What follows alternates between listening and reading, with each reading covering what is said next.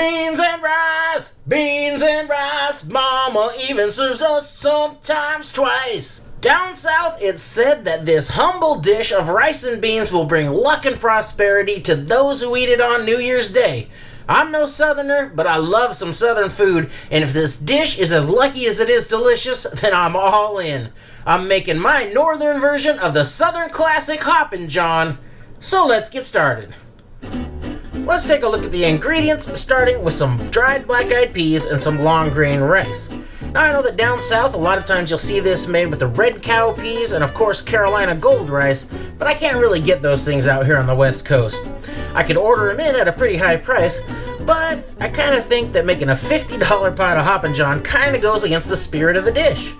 So in addition to my beans and rice, I've got a bell pepper. You could use a red bell pepper or a green bell pepper, whichever is your preference, an onion, some cloves of garlic, and some green onion for garnish, and of course my greens. And I've got collard greens today, which are pretty traditional, but this works with mustard greens or turnip greens, and out here on the west coast, of course, kale is especially popular. And in addition to these, I've got some smoked pork hocks that I'll cook along with the beans. First thing I need to do is to soak my dry beans, so I'll get them down in here and I'll kind of go through them, look for any bad beans or any rocks that might be in there. Now I'll cover these up with water. I'll kind of stir these around a little, give them a good rinse, then I'll pour out this water and add some fresh clean water and let these things soak overnight. I've strained off the water and given these one final rinse, and after that overnight soak, my black-eyed peas are now nice and plump and ready to cook. And after these are cooked, the rest of this dish is going to come together really quickly, but this is going to take some time, so I want to get it started early. So to my black-eyed peas, I'm going to add in a couple of smoked ham hocks. I also like to use ham shanks here, and if you don't like pork, smoked turkey legs work pretty darn good in here. I'll toss in a few cloves of garlic, half an onion, and of course, the bay leaves. Now, I'll just add in enough stock to cover up the black-eyed peas, and then maybe an inch or so over the top of that.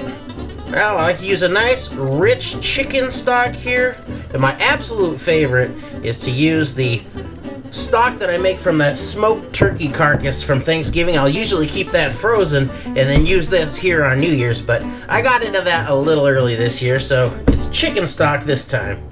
Now, I'll take this over to the stove and bring this up to a boil, then drop the heat down to a real low simmer, and I'll cover this and just let that go for 2 or 3 hours or until the ham hocks and the beans are nice and tender. Now, what am I going to do for the next few hours? Well, I could start by making some of that back-of-the-box cornbread.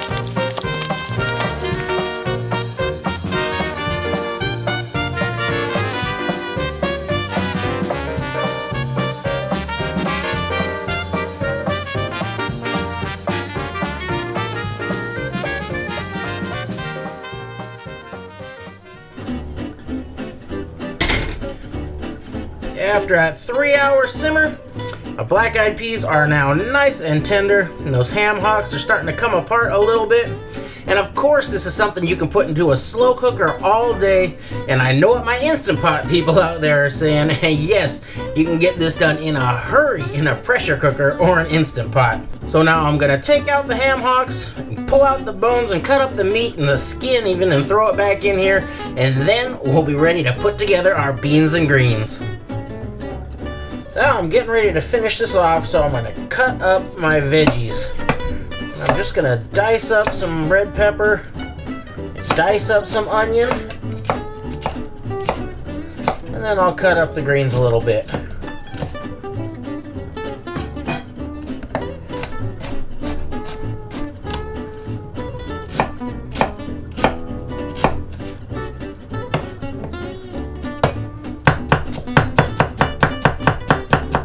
Now for my collards, I'll just cut out the very heaviest part of the stem right there. Get rid of that guy. And then I like to roll these guys up. Make one slice down the middle. And just kind of cut that into some manageable pieces there. Oh yeah. Oh yeah. Make it rain. Now let's put this all together, and here's where things may get a little contentious. A lot of folks cook the rice right in with the beans and serve it up that way with greens on the side. Others cook the rice and the beans and the greens all together in one pot, but I'm of the sort that likes the beans and greens cooked together and served over the top of the rice. Of course, you serve up your Hoppin John how you like it, because that's how recipes work.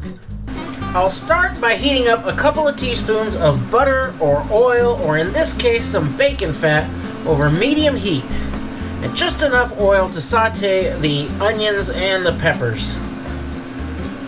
Once the pan gets up to about medium heat, I'll go ahead and go in with my diced onions and red peppers.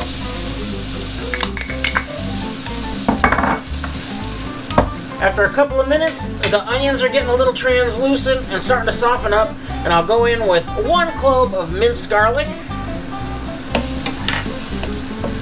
And I just want to get that garlic heated through, so I'll saute it for about another minute. Now I'm really starting to smell that garlic come out of there, so I'll go in with the greens.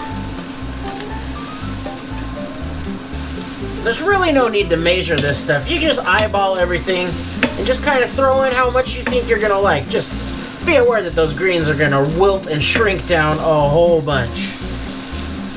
So now, I'll come in with those beans.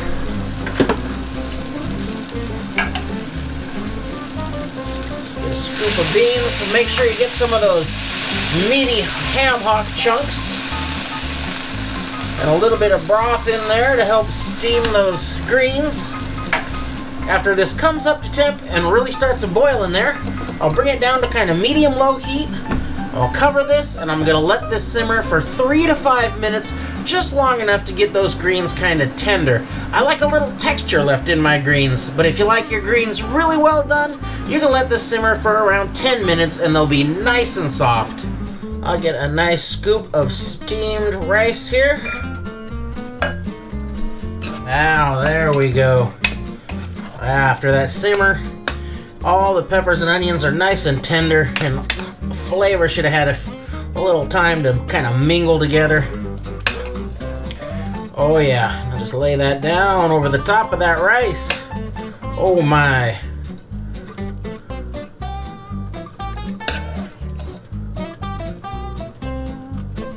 Oh, that's a beautiful thing. And I'll finish that off with a big old handful of those green onions. They're pretty and they're tasty and have a little crunch to them. Oh, that looks and smells delicious.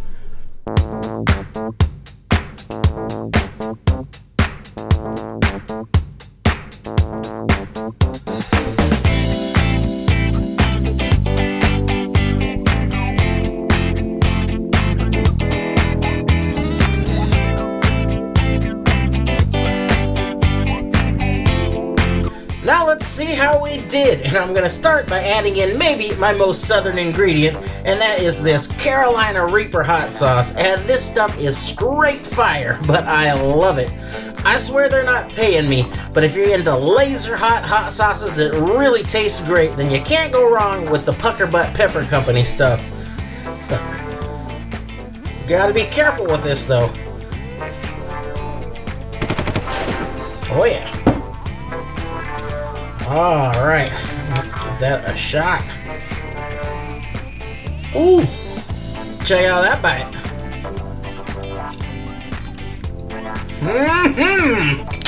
Oh!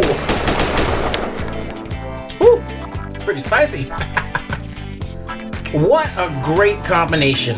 It's no wonder that bean and rice dishes are represented in so many diverse cultures. Not only is it one of the most economical ways to get a lot of great nutrition, but it really is delicious.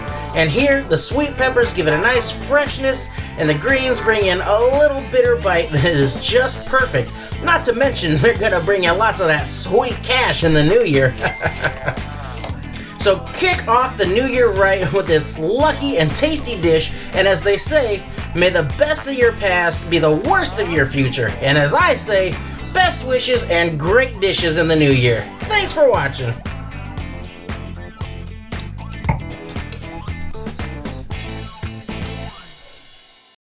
I totally forgot the cornbread.